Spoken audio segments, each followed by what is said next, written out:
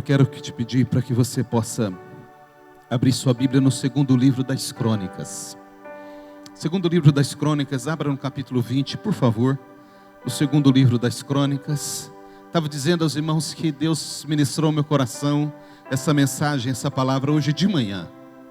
Hoje de manhã, nós estávamos aqui e foi lindo demais ver a igreja.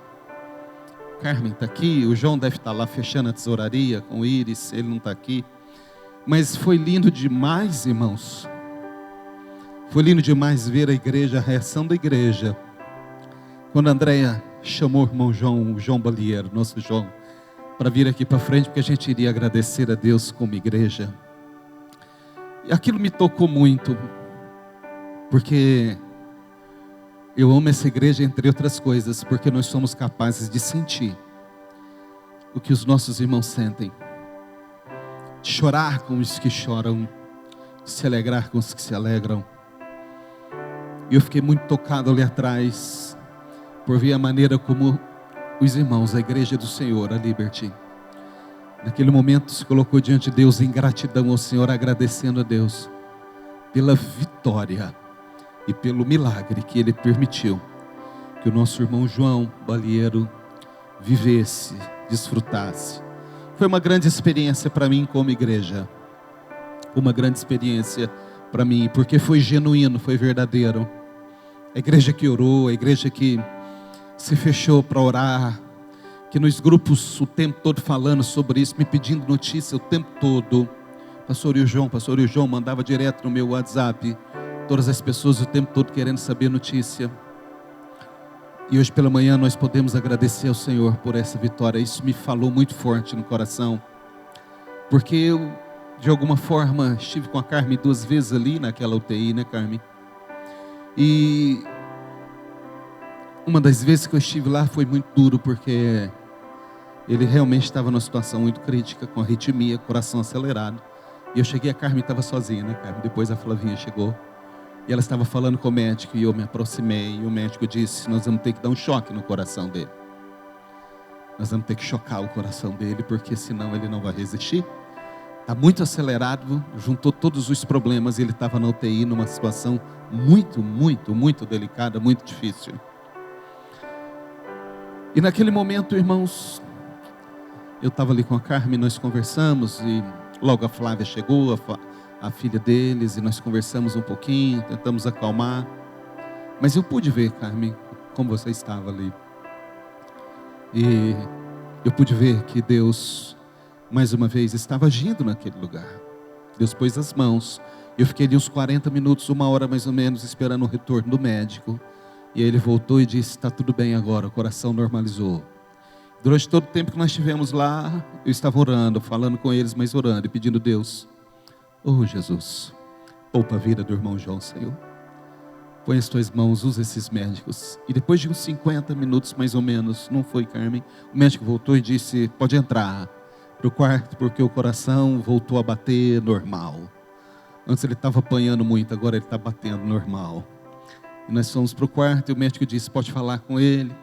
E eu cheguei pertinho dele, falei com ele. E eu percebi que ele emocionou e eu fui orar com ele. E de repente começou a apitar os aparelhos, não foi, Carmen? Eu terminei minha oração rapidinho, eu falei: amém, Jesus, amém. Porque começou a apitar aqueles aparelhos da UTI, e eu sei que ele emocionou naquela hora.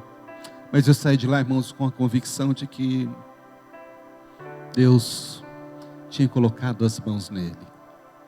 Mas o que eu me lembrei agora de manhã aqui, e o Senhor me levou esse texto de 2 Crônicas 20, é que eu pude ver com os meus próprios olhos ali, por um momento apenas. Eu não tive o tempo todo lá, mas eu pude ver a luta, a batalha que a Carmen estava travando, junto com a Flávia e junto com o João, até enquanto ele estava consciente. Depois ele perdeu um pouquinho da consciência, mas enquanto ele estava consciente, a família, os amigos, a igreja, mas principalmente a família, estava travando uma batalha muito dura ali naquele momento, naquela UTI. A vida, às vezes, ela nos coloca numa situação, num cenário, em que nós temos que travar guerras muito difíceis. Essa foi na área da saúde. E hoje agradecer pela vida do João. Foi bênção, foi muito recompensador. Mas quantas pessoas que estão aqui, que está aqui nesta noite, e que a gente não sabe, eu como pastor não sei, e a maioria dos irmãos não sabem, mas está nesse exato momento travando uma batalha, uma luta muito difícil. E às vezes as pessoas não sabem. As pessoas vêm, nos veem sorrir, nos veem saudar, abraçar, cantar, adorar. A gente vem para a igreja com um semblante no rosto, com uma expressão que muitas vezes não condiz com a realidade que nós estamos vivendo, porque a gente não quer entregar os pontos, não é? A gente não quer. Então a gente vai lutando, a gente vai batalhando, a gente vai pelejando. E a verdade é que às vezes a luta fica pesada demais. Eles estavam enfrentando, Carmen, Flávia e João, uma luta difícil, uma batalha pesada. Assim como nós temos outros irmãos aqui, enfrentando lutas difíceis. Essa semana nós oramos há algum tempo pela Ruth, e ela fez a cirurgia, tirou o tumor. E já está em casa, e a semana que vem volta para o médico, e o médico decide a sequência do tratamento. Mas nós estamos orando para que o Senhor ponha as mãos, e que não seja necessário químio, que não seja necessário rádio, que não seja necessário outra intervenção. Contudo, se for, que o Senhor vá com ela até o final, e Deus vai. É mais uma batalha muito difícil. Existem pessoas travando batalha na área profissional aqui, alguns desempregados já há algum tempo, engrossando aí as estatísticas de desemprego no Brasil, e só quem está passando por isso sabe o que é viver uma situação de desemprego, num país como o nosso, que não tem tanta estrutura assim, para as pessoas que passam por essa situação. Outros é na área financeira, outros é dificuldade com filhos. Alguns dias atrás nós tivemos aqui na igreja um casal que passou uma situação muito difícil com um filho que já não é mais adolescente, já fez 18 anos e se envolveu com drogas. Enfim, trouxe um desgosto e uma dor muito forte para este casal, que é nosso querido aqui da igreja. São batalhas, irmãos, são lutas que todos nós atravessamos. Eu tenho as minhas, os irmãos têm as suas. Algumas se tornam difíceis demais, algumas se tornam pesadas demais, para que a gente consiga atravessar. E eu me lembrei desse texto de 2 Crônicas capítulo 20, porque há aqui nesse texto um cenário preparado, uma situação, da mesma forma como nós atravessamos, muito difícil para que essas pessoas pudessem atravessar. O capítulo 20 vai nos dizer, vai trazer para nós, o capítulo 20 de 2 Crônicas, que uma batalha estava para iniciar. Era o momento em que Josafá estava no trono de Judá. Note, Judá era um reino, Israel era outro reino. O reino de Israel foi dividido em dois: Israel e Judá. O reino de Israel, 10 tribos, reino do norte. O reino de Judá, 2 tribos, reino do sul. E eram 2 reis que governavam neste momento. No reino do sul, no reino de Judá, a Bíblia diz que Josafá era o rei, substituindo seu pai, o rei Asa. E ele reinou por 25 anos. 25 anos ele foi rei em Judá. E foi daqueles reis, daqueles que estudam teologia, que passaram pelos livros históricos comigo, se lembrarão. Foi daqueles reis que serviam ao Senhor e temiam ao Senhor. Então Josafá foi um bom rei.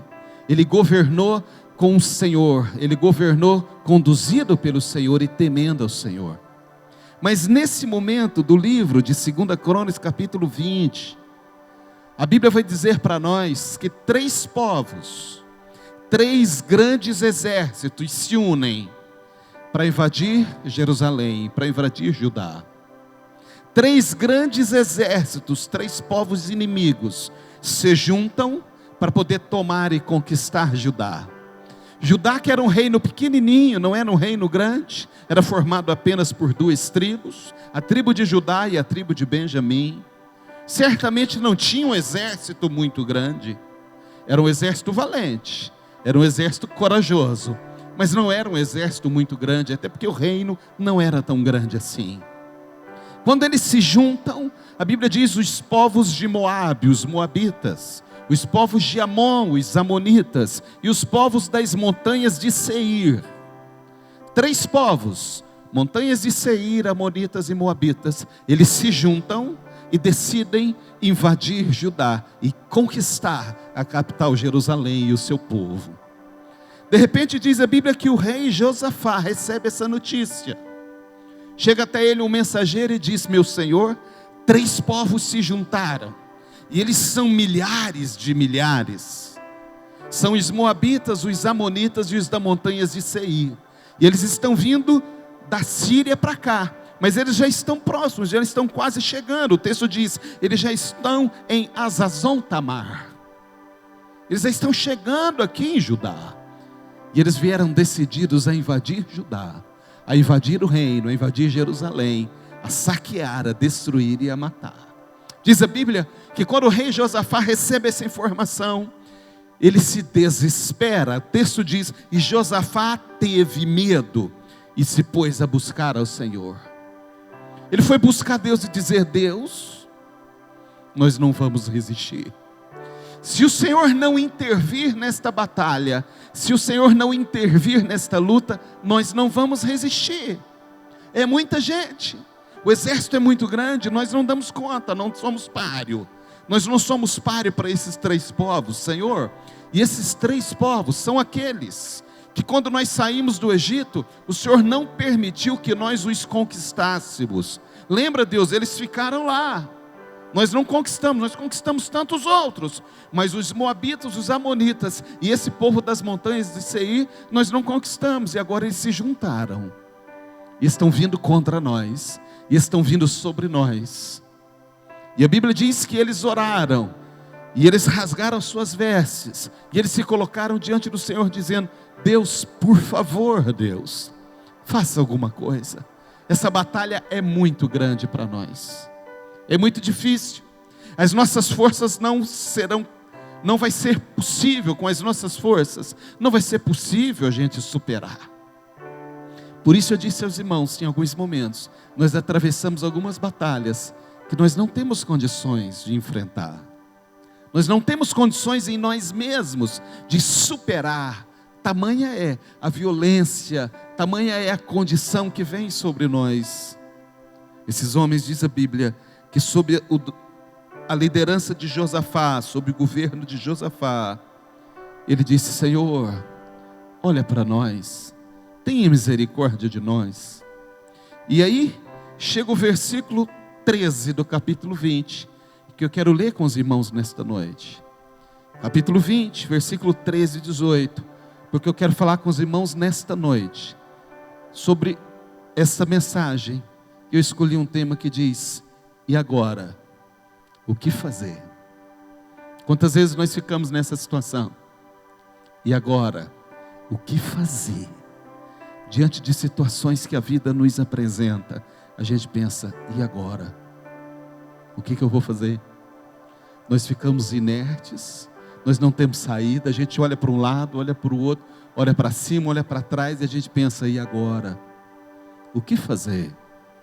Eles foram buscar a Deus. Eles viram que a luta era muito maior do que a capacidade deles, a batalha era muito difícil, eles conquistarem a vitória. Eles foram buscar a Deus. E o versículo 13, se você está com a sua Bíblia aberta, nós vamos ler até o versículo 18, a sequência, diz assim: todo Judá estava em pé diante do Senhor, todo o Judá, todo o reino estava em pé diante do Senhor, como também as suas crianças, as suas mulheres e os seus filhos. Note, todo o povo se juntou. Estar de pé significa estar numa posição de buscar a Deus. Não numa posição de pranto, mas numa posição de buscar ao Senhor. Todo Judá, crianças, adolescentes, jovens, adultos, todos estavam de pé diante do Senhor. Então veio o Espírito do Senhor no meio da congregação sobre Jaaziel, filho de Zacarias, filho de Benaia, filho de Jeiel, filho de Matanias, levita dos filhos de Asaf.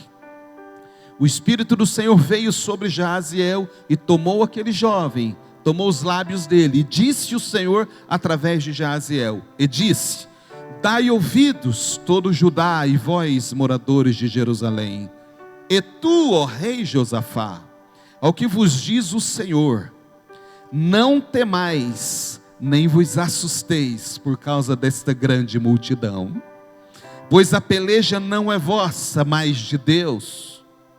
Amanhã descereis contra eles, eis que sobem pela ladeira de Ziz, encontrá-los eis no fim do vale, de fronte do deserto de Jeruel. Neste encontro não tereis de pelejar. Tomai posição, ficai parados, e vede o salvamento que o Senhor vos dará. Ó Judá e Jerusalém, não temais, nem vos assusteis. Amanhã saí-lhes ao encontro, porque o Senhor é convosco. Oh, que palavra poderosa. Então Josafá se prostrou com o rosto em terra, e todo Judá e os moradores de Jerusalém também se prostraram perante o Senhor e o adoraram. Entende? Quando não havia saída, quando não tinha mais o que fazer, quando a luta era grande demais para eles, eles decidiram buscar o Senhor, e Deus não lhes faltou. A Bíblia diz que o Espírito do Senhor veio sobre Jaaziel e disse para ele tudo isso, e disse para eles tudo isso que eu acabei de ler. Esta peleja não é vossa, senão de Deus. Vamos orar. Pai, nós te louvamos, Senhor, pela leitura do texto sagrado. Oh, que preciosidade, Senhor, que preciosidade da sua palavra que acalma os nossos corações nesta noite. Nós sabemos que o Senhor está no controle e no comando de todas as coisas. Tudo, Senhor, tudo, ó Deus, sobre nós, o Senhor conhece. Tudo sobre as nossas vidas está nas tuas mãos, Pai. O Senhor sabe como entramos aqui, o Senhor sabe como cada um dos teus filhos e filhas chegou aqui nesta noite, Senhor.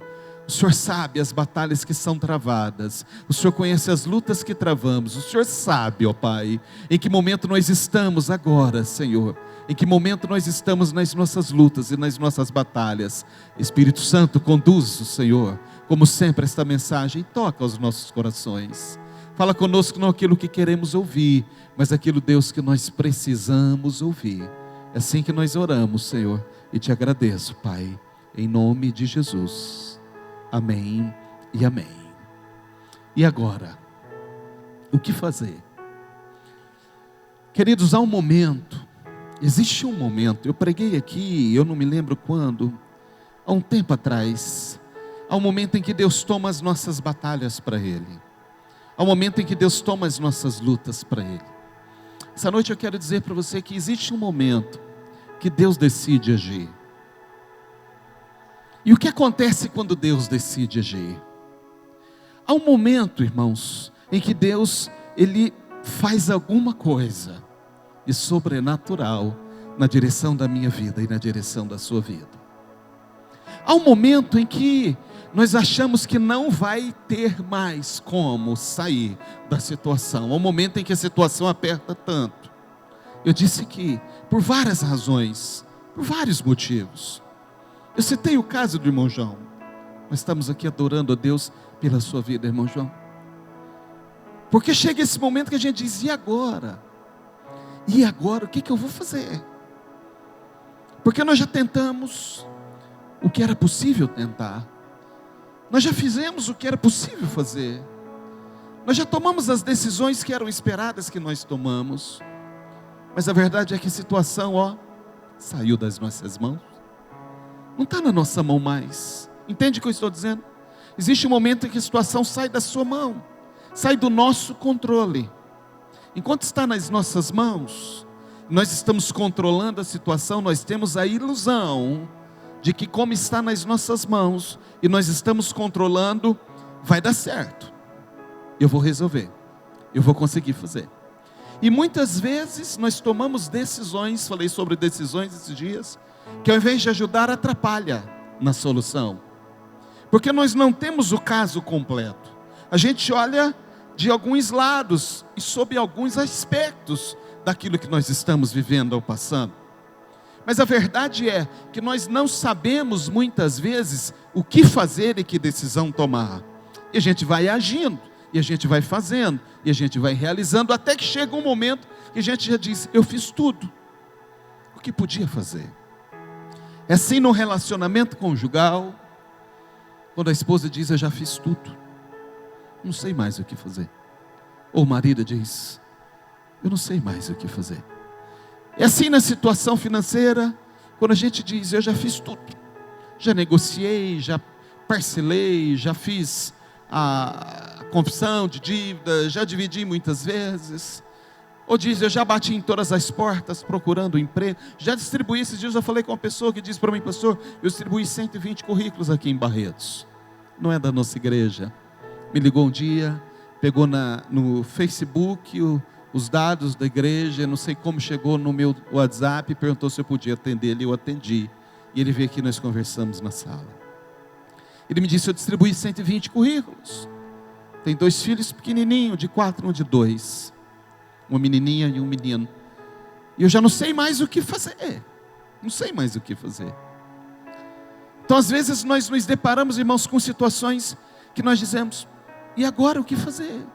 Porque realmente nós não sabemos o que fazer. Nós não temos mais como saber que decisão tomar. Eu penso que é nesse momento que Deus decide agir. Há um momento em que Deus, eu não sei, eu ia dizer que Ele levanta do trono dele, mas Deus não precisa levantar do trono dele para agir. Basta uma palavra do Senhor, basta um sopro, basta um gesto, e todas as coisas se transformam. Mas a verdade é que chega um momento que Deus decide agir.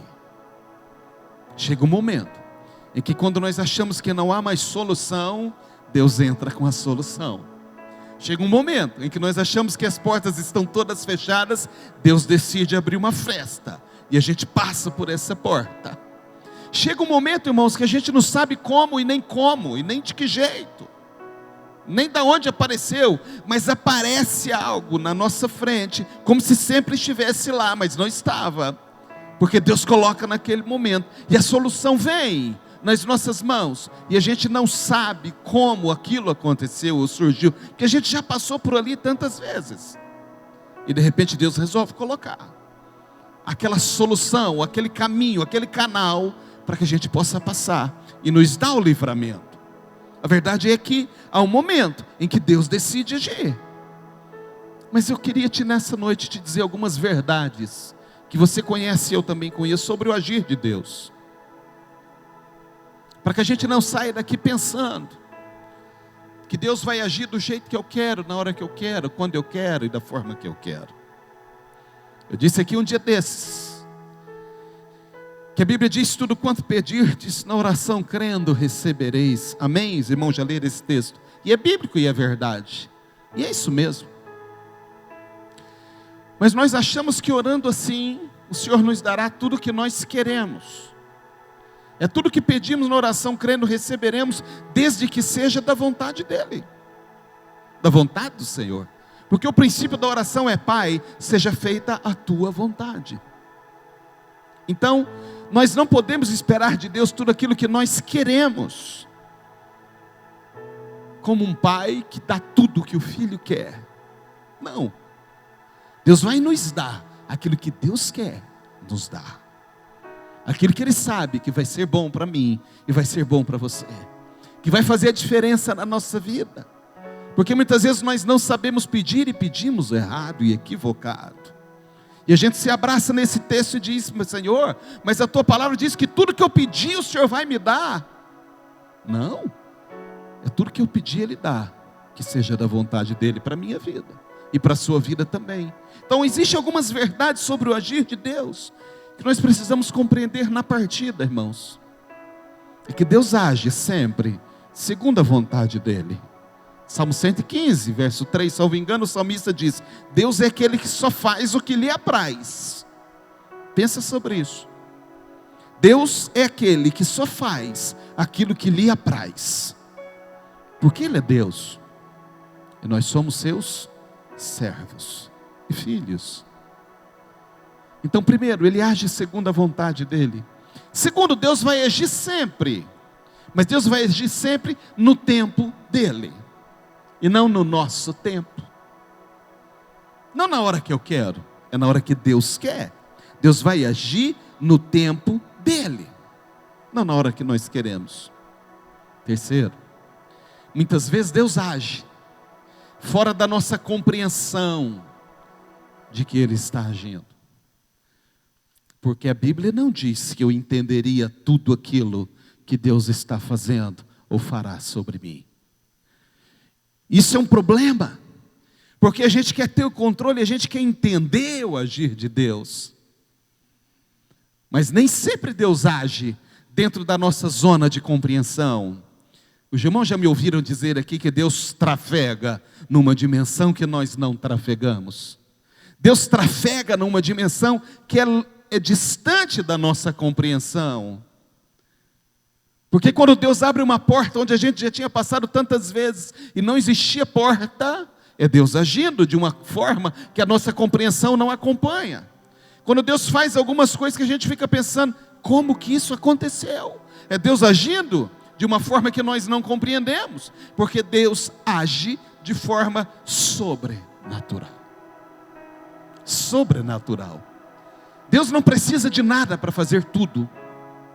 Deus não precisa de nada para fazer todas as coisas. Então, quando nós entendemos, queridos, que Deus vai agir de acordo com a vontade dEle, no tempo dEle, do modo dEle, o nosso coração já começa a se acalmar, e a gente já começa a entender que a gente pode esperar grandes coisas deste Deus, independente daquilo que nós estamos vivendo, ou da situação de confronto que nós estamos atravessando. Eu não sei o tamanho da sua batalha, eu não sei o tamanho da sua guerra, eu não sei o que você está enfrentando, eu sei o tamanho das minhas. Mas eu sei e posso te afirmar nessa noite que o Senhor é especialista em guerra e em batalha. E a Bíblia diz, o salmista diz que o Senhor nunca perdeu uma batalha, porque Ele é general de guerra. Ele sabe como agir, Ele sabe como atuar, Ele sabe como fazer. Alguma coisa acontece, ou algo acontece quando Deus entra em cena na nossa vida. Algo acontece quando Deus decide entrar em cena na nossa vida. E o texto diz para nós, o texto que nós lemos, e todo esse texto do capítulo 20, que algumas coisas acontecem quando Deus decide entrar em cena. O primeiro retrato, se a gente fizer, irmãos, um recorte desse texto, e se a gente fizer um recorte até o versículo que nós começamos a ler, que foi o 13, se a gente parar no versículo 12, e se o capítulo 20 encerrasse aqui, a gente ia embora para casa, irmãos, desolados, porque na nossa mente e no coração, nós teríamos a convicção de que Judá foi destruído por esses três povos que formaram este grande exército. Até o versículo 12, o cenário era um. Do versículo 13, muda o cenário. Por quê? Porque no versículo 13, Deus decidiu entrar no cenário. É assim na nossa vida. Até o momento em que nós estamos lutando com as nossas armas e com as nossas forças, é o quadro. A partir do momento em que nós não conseguimos mais lutar com as nossas armas, com as nossas forças, com o nosso preparo, com a nossa capacidade, com a nossa habilidade, com o nosso conhecimento, com a maneira que nós temos de lidar com a situação. E tem gente que diz, eu sou bom para lidar com essas situações assim, eu entendo um pouco dessas coisas. Irmãos, eu trabalhei com médico muitos anos na minha vida profissional. Não como médico, óbvio. Mas no mercado financeiro, no banco, eu trabalhei em agências que eram focadas especificamente para atender o segmento médico. Comecei aqui em Barretos, depois eu fui para Campinas e fui gerenciar uma agência, Pedro, que está no mercado financeiro. Eu fui gerenciar uma agência que era na frente da Unimed lá em Campinas, na Barão de Itapura. Eu era o gerente daquela agência, muito menino, tinha 22 anos para 23. E eu gerenciava a agência que tinha 2.800 médicos clientes da agência. Era uma agência exclusiva para atender esse profissional, o profissional médico. Nós nos especializamos nesse segmento. O banco criou produtos para esse segmento. O atendimento era diferente, a forma de abordagem era diferente. Os produtos que o banco dispunha na prateleira dele de produtos e serviços eram voltados e pensados para o segmento médico. Os caras tinham um talão diferente, prateado, com o símbolo da medicina, o sabre, e a cobra enrolada na capa do talão de cheque deles. Dentro, o nome deles vinha precedido de doutor, DR, doutor fulano de tal, embaixo a especialidade dele e o telefone do consultório, se ele quisesse. Então ele passava o cheque, já era o próprio cartão de visita, barone dele. O banco fez isso lá, 1900 e alguma coisa, na época que o Rio Grande era brejo. Nem preciso falar muito quanto tempo faz, mas faz muitos anos.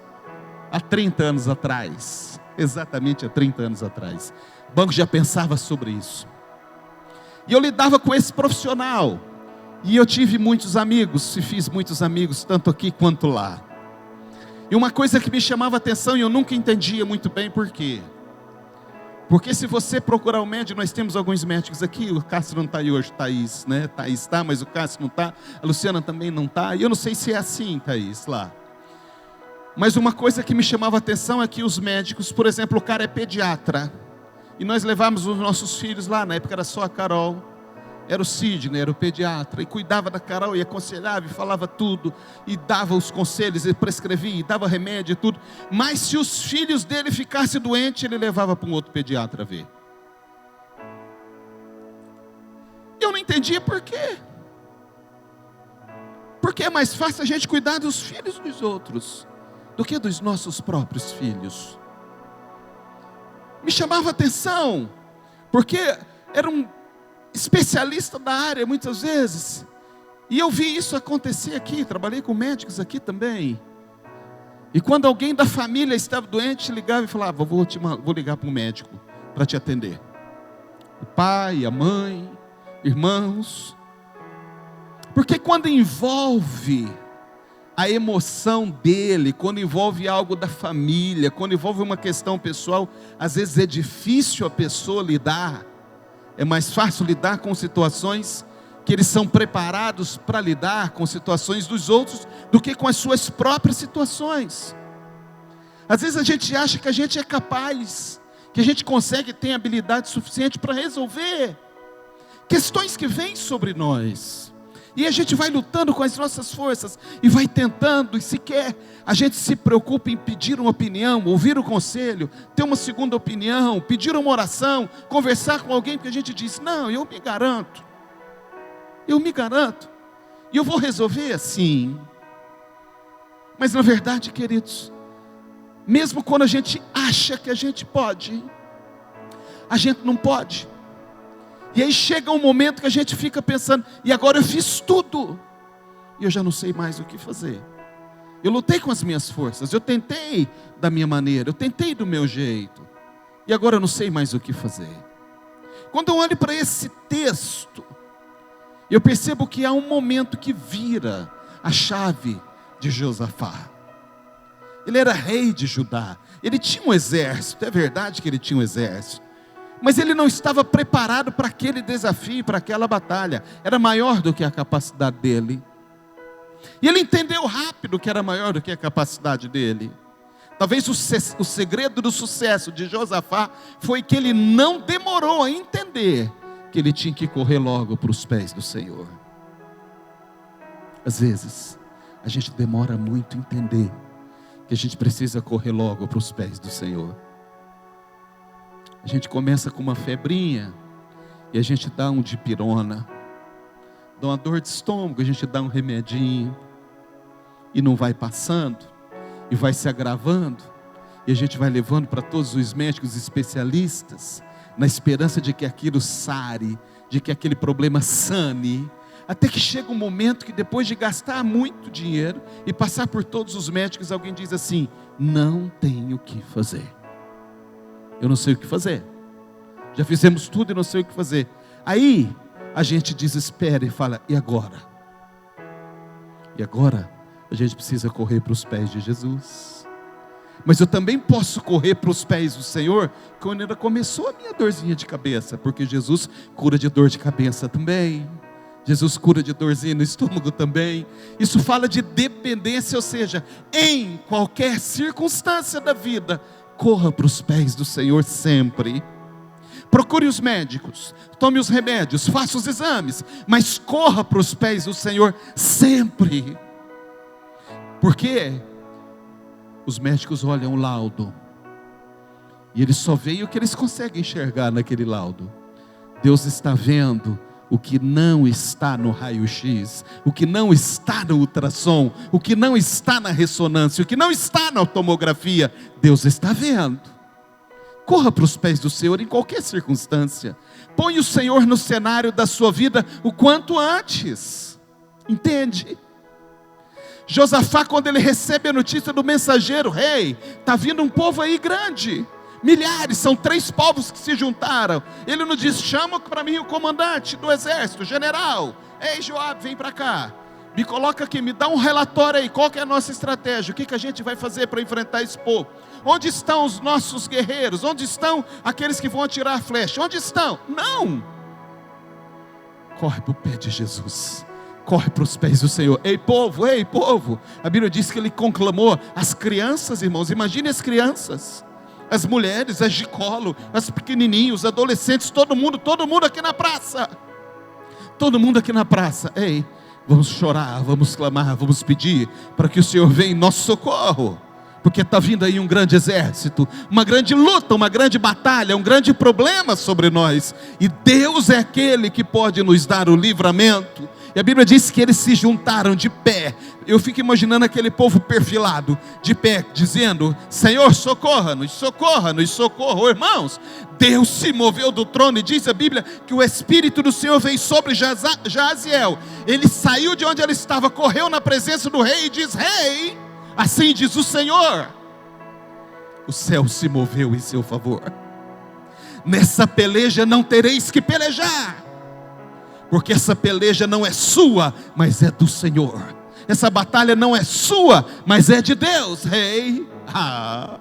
O coração do rei, irmãos, eu fico imaginando, deve ter explodido de alegria naquele momento.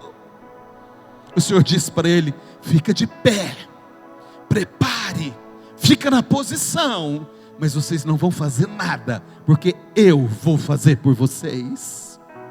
Deus entra no cenário. Quando Deus entra no cenário, algumas coisas acontecem. Quando Deus entra no cenário, algumas coisas mudam. Ao momento em que Deus toma as nossas batalhas, ao momento em que as nossas lutas passam para as mãos do Senhor, quando nós entregamos de verdade nas mãos do Senhor, quando nós choramos com o rosto no pó, quando nós nos humilhamos diante dEle, conseguimos chorar e rasgar nossa alma e dizer: Deus, eu não tenho mais o que fazer. Eu não sei mais o que fazer. De verdade, mergulha nos pés do Senhor e diz: eu não sei mais o que fazer. Ele toma as nossas batalhas porque Ele é Deus. Eu nunca vi Deus desamparar, eu nunca vi Deus abandonar alguém. O versículo 13 diz: todo Judá estava em pé diante do Senhor, como também as suas crianças, as suas mulheres e os seus filhos. E o verso 17 diz: neste encontro não tereis de pelejar.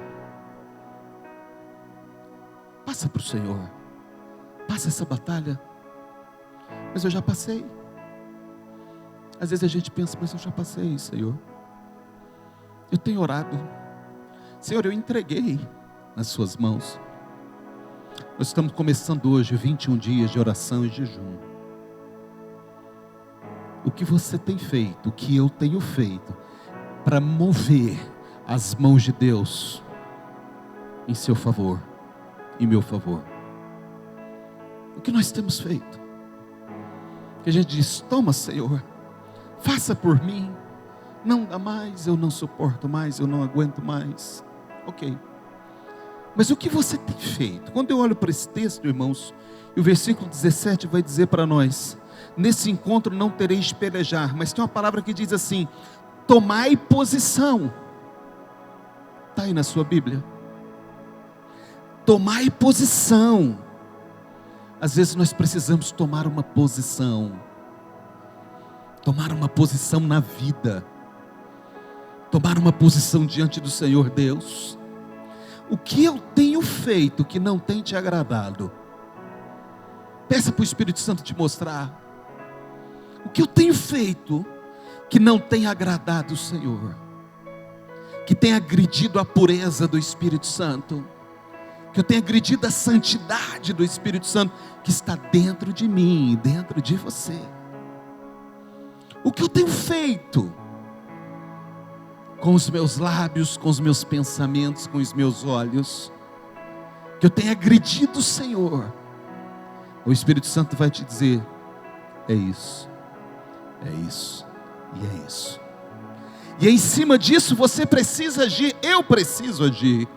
Nós precisamos tomar uma posição, se nós realmente queremos uma intervenção de Deus na nossa vida, na nossa causa e na nossa batalha.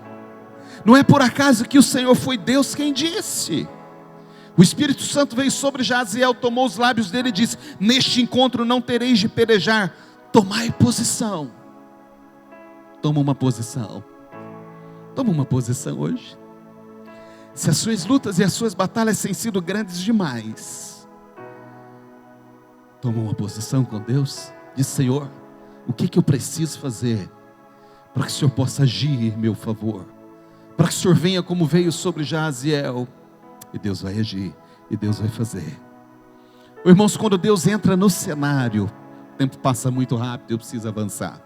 Quando Deus entra no cenário, além disso, há um momento em que Deus toma as nossas batalhas. Quando Deus entra no cenário, o impossível torna-se possível. O impossível torna-se possível, porque diz a Bíblia: o que é impossível para Deus? O que o Senhor não pode fazer? O que o Senhor não poderia fazer? Então, quando Deus entra no cenário, aquilo que é impossível torna-se possível. Olha o verso 22, diz assim: tendo eles começado a cantar e a dar louvores. Olha como eles foram para a batalha, olha para mim um pouquinho. Vamos para a batalha. Essa peleja não é de vocês, é minha, mas vocês vão para a batalha. Vocês vão encontrar com eles, mas nesse encontro vocês não vão fazer nada. Toma uma posição. E eles tomaram uma posição. E o verso 22 diz: tendo eles começado a cantar e a dar louvores. Foi assim que eles foram para a batalha. O exército, o povo de Judá, não estava lá com as lanças, não estava com as flechas, com os arcos, com os carros, não. Eles estavam lá como um grande coral. É loucura. Aos olhos da lógica, aos olhos racionais, ninguém vai para a guerra para cantar. Vai, gente. Não vou para uma guerra, vou cantar lá. Não. O exército vinha armar até os dentes. E a Bíblia diz no verso 22, quando eles começaram a cantar e a dar louvores: pôs o Senhor em emboscadas contra os filhos de Amon e de Moabe e os da montanha de Seir, que vieram contra Judá, e eles foram desbaratados. O impossível torna-se possível, Vitor. Eles estavam preparados para a batalha, como? Um grande coral. A hora que o exército inimigo chegar, nós vamos começar a adorar a Deus, a cantar louvores para o nome dEle. Enquanto eles cantavam, enquanto eles adoravam, diz a Bíblia que entre eles se agrediram, eles se estranhavam entre eles, e o Senhor, diz a Bíblia, desbaratou aquele grande exército que veio contra Judá. Então, quando Deus entra no cenário, Ele faz coisas que nós não entendemos. Não tenta compreender racionalmente como Deus faz. Não tenta entender e não aceitar, porque a gente às vezes é assim, a gente tem dificuldade de aceitar aquilo que nós não entendemos. Nós temos dificuldade de aceitar, irmãos, aquilo que nós não compreendemos. Só porque a gente não compreende.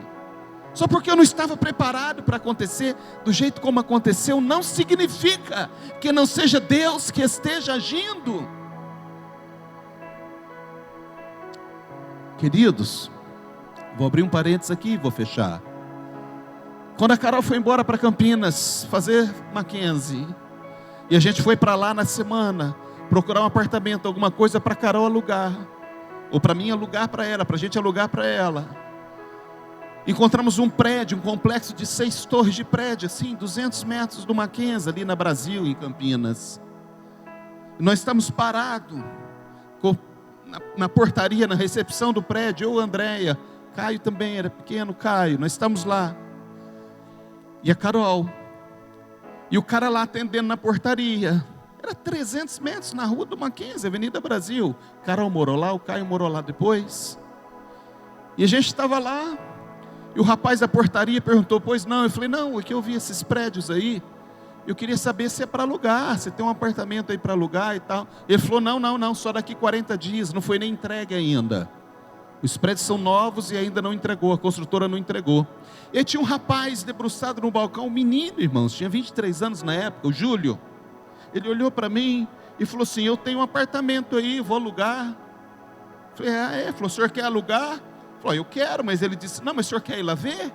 Eu quero, então vamos lá ver. Ele falou para o cara da recepção, eu vou levar esse casal lá no meu apartamento. Torre 6, 10º andar, apartamento 103. Subimos, fomos no caminho conversando com o rapaz e tal. Olhamos o apartamento, novinho, era tudo novo, ninguém tinha mudado ainda. Ele falou, está tudo prontinho, só está faltando a parte de jardinagem do prédio. Eles estão dizendo que é 40 dias, mas eu acho que uns 20, 30 dias entrega. Olhamos, não, o apartamento serve, quanto você quer de aluguel? Ah, está rolando tanto aí. Ele falou, eu faço tanto, mais barato do que estava, irmãos, no mercado, bem mais barato, lembra disso, André? Aí eu falei, não, tá bom, então vamos fazer o seguinte, você me manda os dados, faz o contrato aí, vai para o imobiliário, com quem que eu falo? Ele falou, não, eu aprendi um negócio com meu pai, eu estou olhando para o senhor, eu estou vendo que o senhor é gente boa, meu pai me ensinou, que quando a gente olhar para uma pessoa, ver que é gente boa, não precisa de papel. Então, pegou na minha mão e falou, tá alugado? Eu falei, tá alugado, tudo bem, mas você não quer ir embora? Não, está tudo certo para mim, vou mandar a chave para o senhor, está tudo certo, vou colocar o piso, o carpete, madeira e tudo e tal. Irmãos, nós viemos embora e eu vim embora com medo do rapaz. Eu fiquei com medo dele. Pensa, Rafa, por quê? Porque quando Deus está fazendo as coisas, irmãos, e não trabalha do jeito que a gente entende, a gente acha que Deus não está trabalhando. Eu falei, esse cara não é dono desse apartamento, nada. Imagina a gente chegar lá com a mudancinha, com as coisas da Carol, daqui a pouco o dono está botando a gente para fora. E fui falar com um advogado, amigo meu aqui na cidade, e o cara falou, não entra nessa não. Não entra nessa não, rapaz, isso aí não deve ser dele nada. Pensa, irmãos, o cara todo desprovido. Falou, está alugado. Nunca assinei uma linha com esse rapaz. Nós alugamos quase 9 anos o prédio dele. Quase 9 anos, a Carol ficou lá 5 e o Caio ficou mais um pouco lá. E o rapaz que é o advogado, amigo meu, falava, não faz isso não, pede para ele, IPTU, contrato e tal. Eu falei, como é que eu vou pedir isso para o cara? Pensa, Rodrigo. Eu liguei para ele e falei, ô Júlio, tudo bem? Faz o seguinte, eu preciso pedir para ligar a internet, luz, aquelas coisas, né? Você não me manda um contrato aí da construtora no teu nome? Me manda as coisas tudo aí para mim, por favor, para que eu possa entrar. Mas eu estava desconfiando dele, eu disse isso para ele, irmãos, eu pedi perdão para ele depois. Ele falou, claro, senhor Robson, claro, vou escanear e mando tudo para o senhor. Deus estava trabalhando em nosso favor, irmãos. Numa cidade estranha, gigante, a Carol ia começar as aulas. E eu achando que não, como é que... Não. O cara olhou para mim e disse, eu vou alugar para o senhor, não precisa assinar nada. Não tem imobiliária, não tem fiador, não tem avalista, não tem nada. O preço do aluguel é mais barato do que todos os lugares. Eu fiquei 9 anos, nunca assinei uma linha com ele do contrato de aluguel. Caio saiu o ano passado de lá. Então não tente questionar. Se Deus está fazendo, Deus faz de uma forma, muitas vezes, que eu e você não entende. Receba, abrace, porque se Deus entrou no cenário da sua vida, Ele entrou para mudar para melhor. Ele vai mudar para melhor. Ele vai mudar a sua realidade. Aliás, é isso que nós encontramos aqui, nesse texto. O fraco se torna forte. Quando Deus entra no cenário, o fraco se torna forte. Olha o que diz o verso 24: não sobrou nenhum sobrevivente.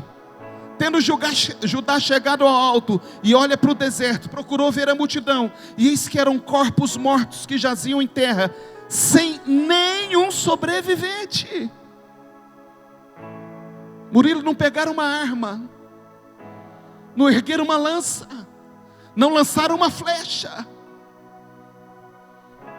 O fraco se tornou forte. É assim que Deus faz, porque Deus entra no cenário. Às vezes a gente acha que a gente é tão fraco. Eu falei com uma pessoa esses dias que diz: eu não tenho fé, eu não acredito, pastor. Tem dificuldade de acreditar. Eu digo: acha um fiapo. Acha um fiapo para você se segurar, um fiapo de fé. Ache alguma coisinha e pegue nisso. Não precisa de muita. A especialidade de Deus é trabalhar com gente fraca, que acha que não é, que não tem, que não pode. A especialidade dele é trabalhar. E ele trabalha com pessoas assim. É isso que eu encontro nesse texto. O fraco se torna forte. Uma outra coisa linda. Olha como Deus agiu. Eu já vou terminar. Olha como Deus agiu. Levantam 3 exércitos. Eles passam em 1 segundo, prestes a ser destruídos. No momento seguinte, quando Deus entra no cenário, Deus dá vitória. E eles todos morrem. Só que Deus faz mais. Deus vai além do que eles podiam imaginar. Através dessa batalha, através dessa luta travada, Deus cria, Deus gera para eles uma fonte de recursos e de riqueza que eles jamais esperavam. Presta atenção. Pode ser para você essa palavra. Através dessa batalha, através dessa luta travada, antes eles estavam lutando pela vida, agora Deus prosperou e os poupou e os abençoou, e eles estavam vivos. Só que o Senhor não parou de agir, porque Deus, quando entra no cenário, Ele nos surpreende. A Bíblia diz que Deus gerou para eles uma fonte de riqueza tal, que eles não esperavam. Verso 25: vieram Josafá e o seu povo para saquear os despojos, e acharam entre os cadáveres riquezas em abundância e objetos preciosos. Entre os cadáveres, riquezas em abundância e objetos preciosos, que mal conseguiam levar, diz o texto no verso 25. Eles tiveram que ficar 3 dias carregando o tesouro. Pensa, eles estavam lutando pela vida, correndo risco de morrer, porque o exército era poderoso. Deus entra no cenário, se posiciona e diz: ei, se posicionem também, vou dar vitória para vocês, vocês não vão ter que lutar. Um agride outro, um mata o outro, extermina os 3 exércitos. Pensa que acabou? Não, Deus ainda estava agindo por eles. 3 dias carregando ouro, joias, objetos preciosos, coisas de valor. Deu para eles uma fonte de receita, uma fonte de renda inesgotável. 3 dias carregando riqueza. Por quê? Porque é assim que Deus faz. Às vezes a gente acha que a gente vai ser atropelado, que não vai sobrar nada. Deus está do céu dizendo: sabe de nada, inocente. Sabe de nada, está sabendo de nada. A gente acha que não vai sobrar nada. Meu Deus, agora não dá. Agora, meu Pai, o que é isso? Essa onda agora é alta demais. Deus está dizendo: sabe de nada. Deus pode transformar essa realidade. É só Deus entrar no cenário da sua vida. Deus muda essa realidade. Isso é Bíblia. Deus muda a sua realidade. Ei, creia. Fica de pé, eu vou terminar. Eu vou orar por você nessa noite.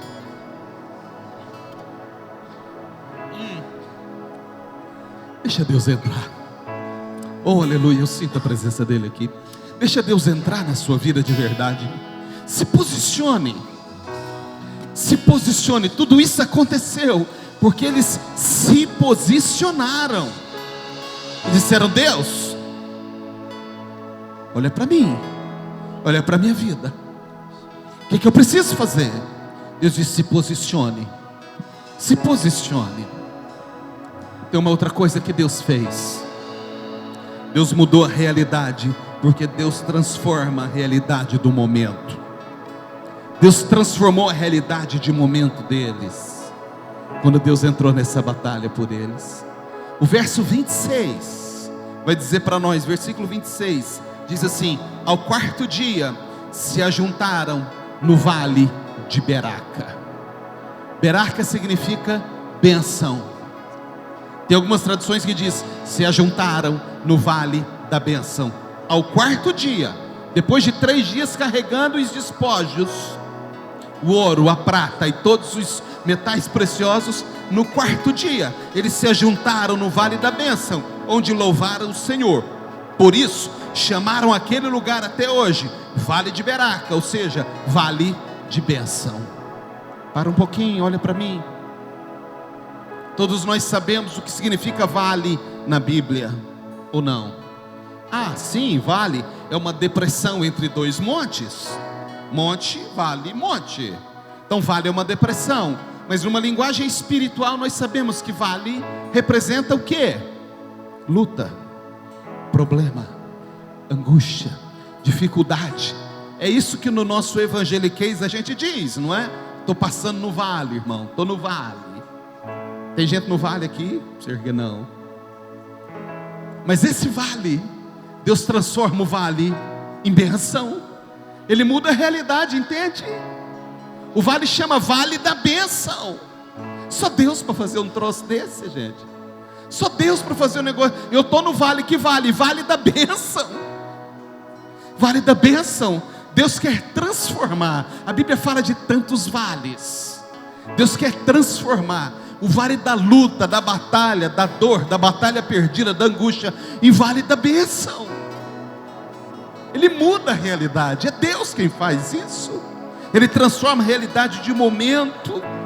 E o versículo 27 e 28 diz assim: então voltaram todos os homens de Judá e de Jerusalém, e Josafá à frente deles, e tornaram para Jerusalém com alegria, porque o Senhor os alegrara com a vitória sobre os seus inimigos. Vieram para Jerusalém com alaúdes, harpas e trombetas para a casa do Senhor. Ei, alegria quando não existia mais razão para se alegrar. Deus devolve alegria quando é soprando. Ele muda a realidade.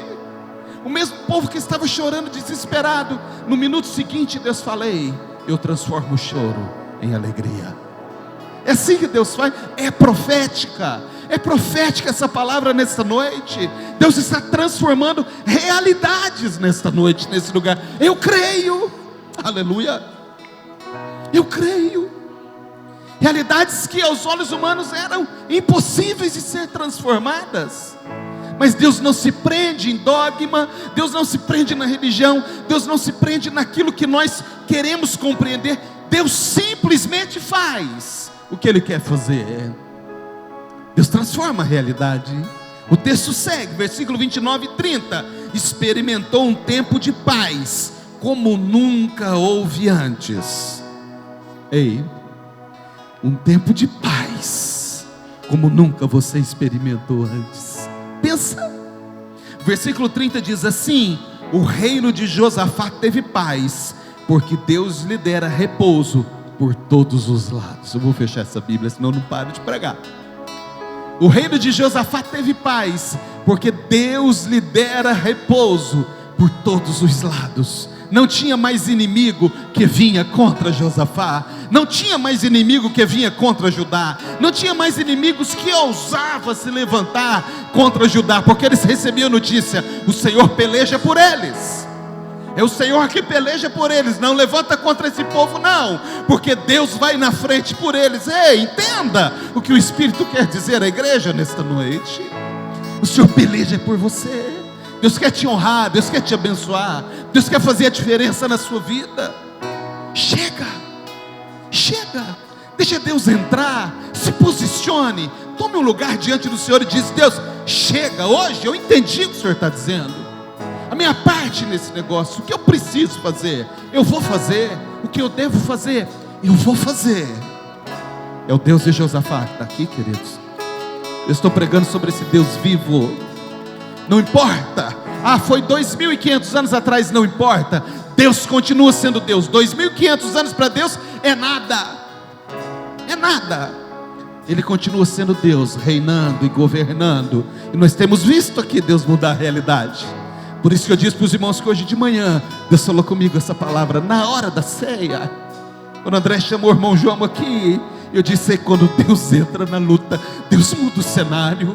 Eu vi a Carmen lá, eu vi o João lá, e a igreja orando, e Deus disse: eu vou entrar nessa luta agora, e eu vou mudar isso aí. Ia ficar 15, não sei quantos dias mais na UTI. 2 dias depois saiu, vem aqui hoje de manhã. Está mais bonito, está mais magro, está elegante, João. É assim que Deus faz. Deus muda o cenário. Como é que Deus não faz? Feche seus olhos. Louve o Senhor. Oh, aleluia.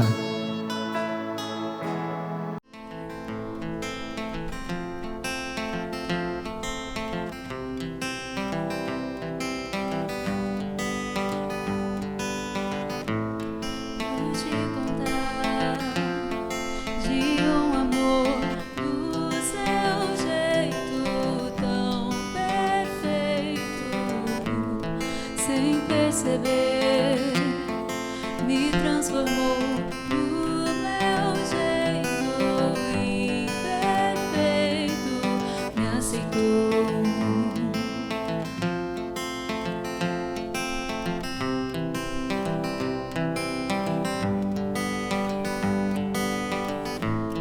Foi só deixar ser o que sou toda vez que errei.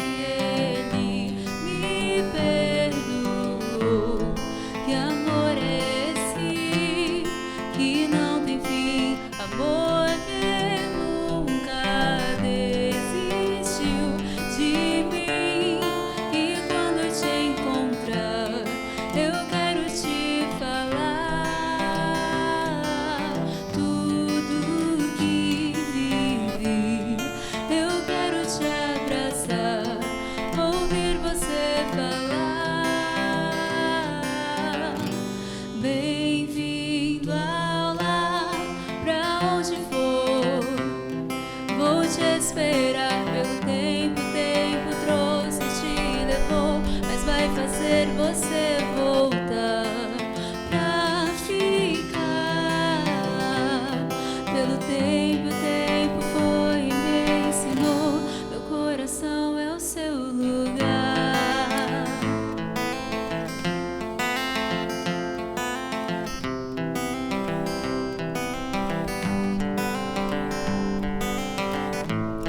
Foi só deixar ser o que sou toda vez que errei. Ele me perdoou. Que amor é esse que não tem fim? Amor que nunca desistiu de